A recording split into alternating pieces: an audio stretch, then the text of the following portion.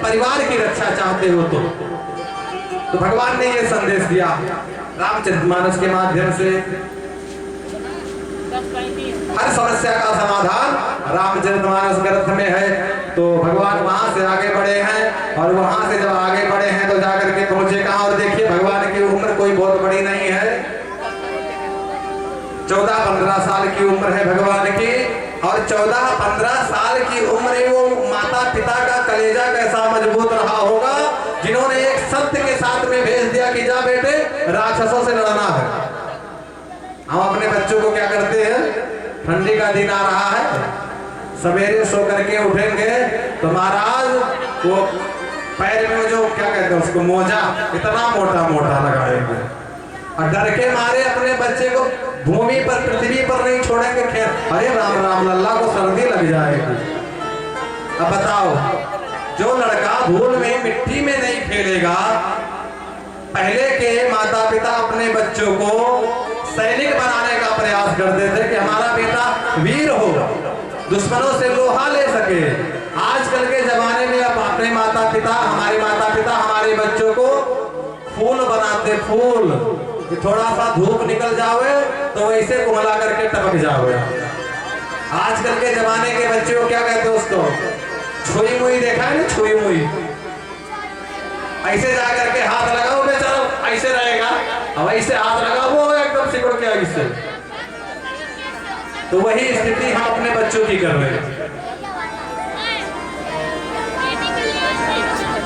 आज चारों तरफ जो हमारी बच्चियां शिकार हो रही हैं उसका केवल और केवल एक कारण है। महाराज 10-10 साल 15-15 साल की लड़की मोबाइल पर अश्लील गाने गाते हुए रील बना करके और फेसबुक और यूट्यूब पर अपलोड कर रही है। मम्मी पापा नहीं देखते हैं क्या? महाराज एक जगह आप लोगों ने भी वीडियो देखा होगा, व्हाट्सएप पर, अरे फेसबुक पर आया था, मैंने देखा था। एक जगह पर ऐसे माता रानी का जगराता चल रहा था और अभी एक फिल्म आया है, कोई नया पिक्चर आया, उसका गाना बड़ा मशहूर हुआ है। हम पिक्चर का नाम क्या, गाना का नाम क्या हम दे। उसी गाने पर 7 साल मुश्किल से 6 या 7 साल की बच्ची है, ये एकदम से वही ड्रेस पहना करके, जो ड्रेस उसने पहना हुआ उस गाने में, वही ड्रेस पहना करके उस बच्ची को उसी गाने पर नचवा करके। और धन्य है वो माता पिता, प्रणाम करो ऐसे माता पिता को कि फेसबुक पर उसको अपलोड करवा रहे हैं। और उसके बाद नीचे कमेंट में लिखे हमारी बच्ची का डांस कैसा लगा। अब बताइए, अब जब बच्ची को इतना बढ़िया संस्कार मिल रहा है तो आगे चल करके वो बच्ची को, उस बच्ची को अगर कोई भी दुराचारी, कोई भी विधर्मी अगर केवल टेढ़ी दृष्टि करके देख देगा ना, केवल टेढ़ी दृष्टि करके देख देगा, वो बेचारी सिकुड़ के वैसे बैठ जाएगी। और खास करके महाराज ये जो इंग्लिश मीडियम के स्कूल है ना, ये सांस्कृतिक कार्यक्रम के नाम पर हमारी बच्चियों से ऐसे गाने पे डांस करवाते हैं कि क्या करें। मम्मी पापा बैठे रहते हैं और उनका सीना खूब, चाहे मास्टर साहब हो चाहे मम्मी पापा हो, थप्पड़ मारो ऐसे लोगों को। अगर कोई मास्टर सांस्कृतिक कार्यक्रम के नाम पर हमारी बच्चियों को अश्लील गालों पर डांस करवाता है स्कूल में, तो जाकर के उसको पहले थप्पड़ मारो, खुश नहीं होना है, नहीं तो वही बच्ची फूल बनेगी। एक भी धर्मी देखेगा डर के मारे सिकुड़ जाएगी। हमने इतिहास पढ़ना छोड़ दिया किसका, रानी लक्ष्मीबाई का। रानी लक्ष्मीबाई के इतिहास को छोड़ दिया और महाराज ये जो फिल्म की अदाकाराएं होती हैं इनको फॉलो करने लगे, बस उन्हीं की एक्टिंग करनी है देख देख करके मोबाइल। रानी लक्ष्मीबाई उधर चली गई, रानी पद्मावती उधर चली गई, रानी चेन्नम्मा उधर चली गई, कोई फर्क नहीं पड़ता। वो रानी लक्ष्मीबाई कैसी रही होंगी जिन्होंने पूरे भारत पर कब्जा करने वाले अंग्रेजों से लोहा लेते हुए कहा था कि जब तक मैं जिंदा हूँ मैं अपनी झांसी नहीं दूंगी। और वहीं बड़े बड़े वीर राजा वो जाकर के अंग्रेजों के चरणों में नतमस्तक हो गए थे। और वहीं पर एक स्त्री कहती है कि मैं अपनी झांसी नहीं दूंगी। वो होती थी हमारे देश की वीरांगनाएं, वो होती थी हमारे देश की स्त्रियां। और आजकल हमारी बच्चियों को माता पिता एकदम नचनिया बनाने पर उतारू है और कहते हैं महाराज हमारी बेटी ना इंग्लिश में बड़ा बढ़िया डांस करती है। अरे डूब मरो, अगर शर्मा है कुछ तो चुल्लू भर पानी में डूब मरो।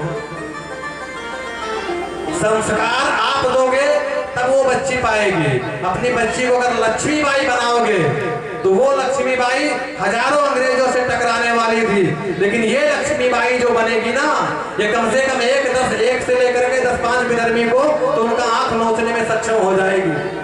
बच्ची को ऐसा बनाओ महाराज कि अगर कोई विधर्मी उसकी तरफ उंगली उठाए तो उनका हाथ तोड़ करके फेंकने में सक्षम हो। बच्चियों को ऐसा संस्कार दो, नहीं तो महाराज चारों तरफ की घटनाएं देख रहे हो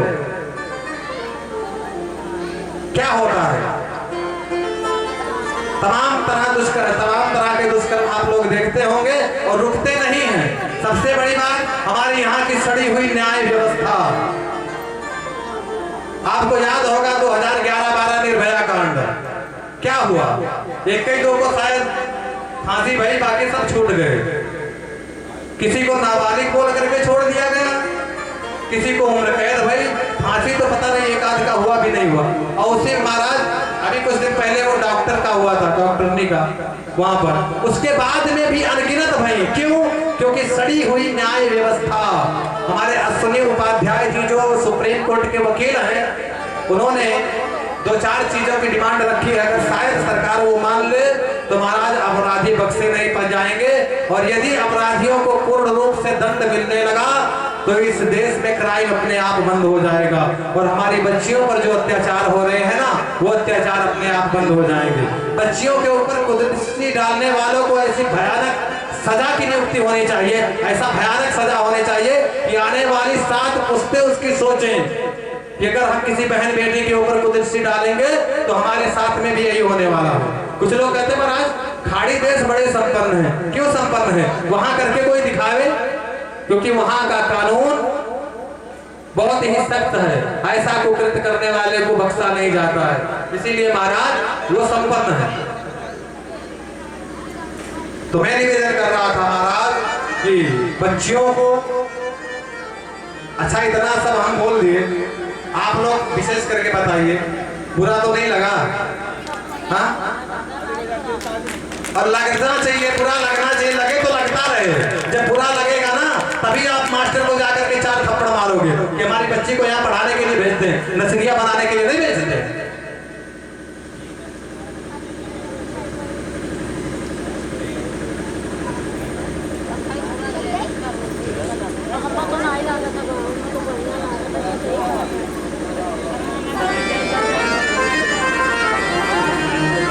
बोलिए राजा रामचंद्र भगवान की जय।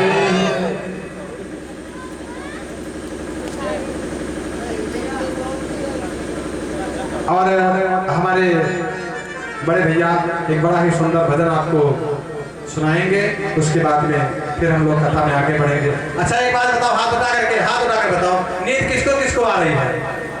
अच्छा मतलब किसी को नहीं आ रही, आपको आ रही है? बहुत आ रही है, लेकिन फिर भी आपको तो बैठना ही पड़ेगा जबरदस्ती, है ना? बिठा के रखे ना इनको, बिठा के रखे इनको ना, ठीक है? तो बैठे रहेंगे, है ना? बोलिए राजा रामचंद्र भगवान